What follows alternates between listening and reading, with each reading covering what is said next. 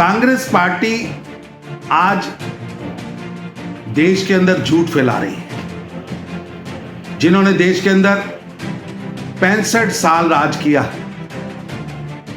और एक परिवार को महामंडित किया और पूरे देश को उसकी दास्ता के नीचे रखा। मैं उनके वक्ताओं और प्रवक्ताओं से विनती करूंगा कि नरेंद्र मोदी की सरकार का मतलब है गरीब की सरकार, गरीब के लिए काम करने वाली सरकार। मोदी की सरकार ने 6 वर्षों में पारदर्शिता कि अगर 100 रुपया दिल्ली से गया है तो 100 रुपया गरीब की जेब में गया है। और कांग्रेस पार्टी के वरिष्ठ नेता राहुल गांधी जी के पिताजी, सोनिया गांधी के पति, जो प्रधानमंत्री श्री राजीव गांधी जी ने कहा था मैं 100 रुपया दिल्ली से भेजता हूं तो 86 रुपए रास्ते में लूट लिए जाते हैं और 14 रुपए केवल लोगों तक पहुंचते हैं।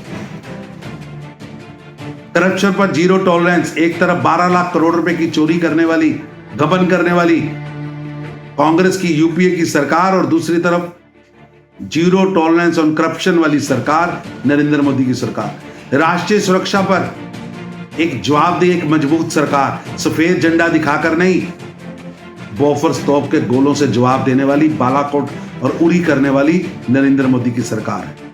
370 जैसी देश को तोड़ने वाली दफा को तोड़ा, 35 को तोड़ा, कश्मीर और वहां पर बैठे आतंकवादियों का समूल नाश की योजना को शुरुआत की। और आज ये हालात है कि कश्मीर के अंदर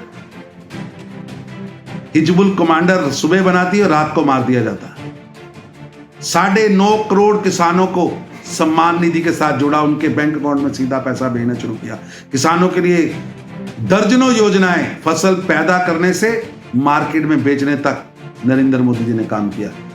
घर घर बिजली पहुंचाने का काम, घर घर पानी पहुंचाने का काम, जल शक्ति मंत्रालय बनाने का काम नरेंद्र मोदी जी ने किया है। निश्चित रूप से कुछ लोगों के पेट में दर्द हो रहा है, जिनको आदत पड़ी थी देश का खजाना लूटने की, जिनकी पीढ़ियां बड़ी हुई थी सरकार को लूटने के लिए, आज वो लोग सख्ते में हैं, दुखी हैं, बहुत दुखी हैं। लेकिन अब देश लूटने नहीं दिया जाएगा। कोई 2G नहीं होगा, कोई कोयला घोटाला नहीं होगा, कोई 100 रुपए के अंदर भेजेगा और 86 रुपए। लूटने वाले लोग, वो लूटने वाली फौज आज दुखी है क्योंकि नरेंद्र मोदी जी की सरकार करप्शन फ्री, पारदर्शिता की सरकार है। और आज पूरा विश्व इसको मान रहा है। विश्व की सबसे बड़ी शक्ति का प्रेसिडेंट खुद ट्रंप साहब भारत के प्रधानमंत्री मोदी साहब को फोन करके G7 में शामिल होने का निमंत्रण देते हैं। आज विश्व के अंदर भारत एक शक्ति के रूप में उभरा है। आपसे मेरी विनती है कि इटली का चश्मा उतारिए, विदेशी बहू के इशारों पर मत नाचिए। इस देश को गरीब के नजरिए से देखे, जिसके घर पे शौचालय बना है, जिसके जीवन में परिवर्तन आया है, जो अब भारत की तरक्की के साथ जुड़ा है। भारत की तरक्की का मतलब चंद परिवारों की तरक्की नहीं, भारत की तरक्की का मतलब चंद लोगों की जेब में पैसा नहीं। भारत की तरक्की का मतलब है 133 करोड़ लोगों के जीवन में परिवर्तन, 133 करोड़ लोगों के जीवन के अंदर तरक्की।